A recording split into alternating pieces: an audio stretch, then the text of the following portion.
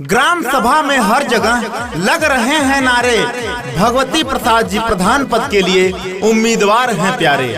जी हां, ग्राम सभा मुरारपट्टी मुकुंदपुर से ग्राम प्रधान पद के प्रत्याशी भगवती प्रसाद यादव पुत्र स्वर्गीय श्री शारदा प्रसाद यादव भूतपूर्व प्रधान जी को चुनाव चिन्ह कन्नी पर मुहर लगाकर भारी मतों से विजयी बनाए। जी हां, सभी ग्रामवासियों का चुनाव निशान कन्नी, माताओं और बहनों का चुनाव निशान कन्नी, सभी क्षेत्रवासियों का चुनाव निशान कन्नी, बड़े बुजुर्गों का चुनाव निशान कन्नी। कन्नी पर मुहर लगाकर भगवती प्रसाद यादव जी को भारी मतों से विजयी बनाए और मुरारपट्टी मुकुंदपुर का ग्राम प्रधान बनाए। भगवती प्रसाद यादव जिंदाबाद, जिंदाबाद जिंदाबाद। भगवती प्रसाद यादव जिंदाबाद, जिंदाबाद। भगवती प्रसाद जी के जिताई दिया है भैया। भगवती प्रसाद यादव जिंदाबाद, जिंदाबाद। भगवती प्रसाद जी के जिताई दिया है भैया। कन्नी पे मोहरिया लगाई दिया है भैया। कन्नी पे मोहरिया लगाई दिया है चाचा। अब केरी बिजाई बनाई दिया है चाचा। अब केरी बिजाई बनाई दिया है भैया। कन्नी पे मोहरिया लगाई दिया है भैया। कन्नी पे मोहरिया लगाई दिया है भैया। भगवती प्रसाद जी गांव की भलाई के लिए काम करेंगे। आप सबका साथ रहा तो मुरारपट्टी के ही प्रधान बनेंगे। भगवती प्रसाद यादव जिंदाबाद, जिंदाबाद जिंदाबाद। सभी क्षेत्रवासियों का चुनाव निशान कन्नी, माताओं और बहनों का चुनाव निशान कन्नी, नौजवानों का चुनाव निशान कन्नी, बड़े बुजुर्गों का चुनाव निशान कन्नी। जी हां, कन्नी पर मुहर लगाकर भगवती प्रसाद यादव जी को भारी मतों से विजयी बनाएं। नाली खड़ंजा आवास बनवई है। गौआ के अपने अब की डिजिटल बनई है। हाँ, नाली खड़ंजा आवास बनवई है। गौआ के अपने अब की डिजिटल बनई है। पोलिंग बूथ जाके सभे बतलाई दिया है भैया।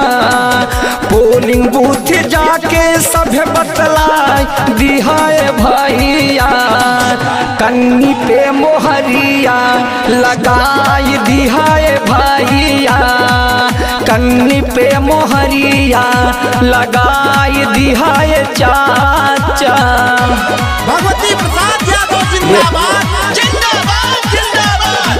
भगवती प्रसाद यादव जिंदाबाद, जिंदाबाद जिंदाबाद। भगवती प्रसाद यादव जिंदाबाद, जिंदाबाद जिंदाबाद। भगवती प्रसाद यादव जिंदाबाद, जिंदाबाद जिंदाबाद। घर घर गांव में शिक्षा दिलवई है।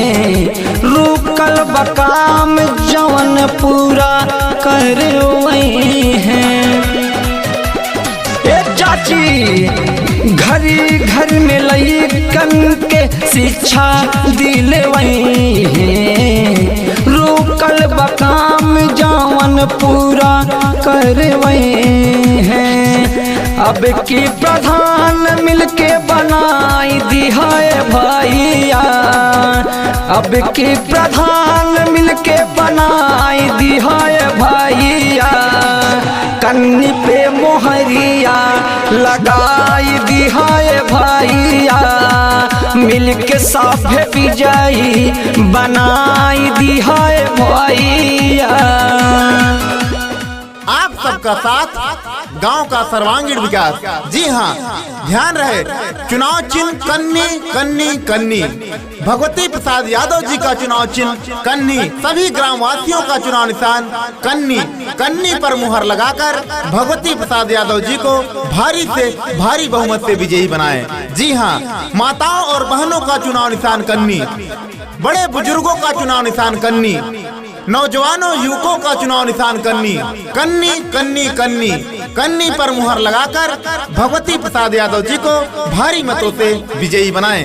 भगवती प्रसाद यादव जिंदाबाद। भगवती प्रसाद जी हमें नेता ईमानदारी हो, जन जन के काम आवे करे ना विचारी भगवती हो। प्रसाद यादव जिंदाबाद। जिंदाबाद जिंदाबाद हाँ, भगवती प्रसाद जी हमें नेता ईमानदारी हो, जन जन के काम आवे करे ना विचारी हो।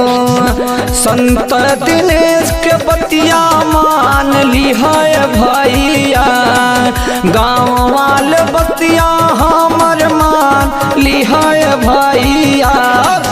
कन्नी पे मोहरिया लगाई दी है भैया, चाचा जी के विजयी बनाई दी है भैया।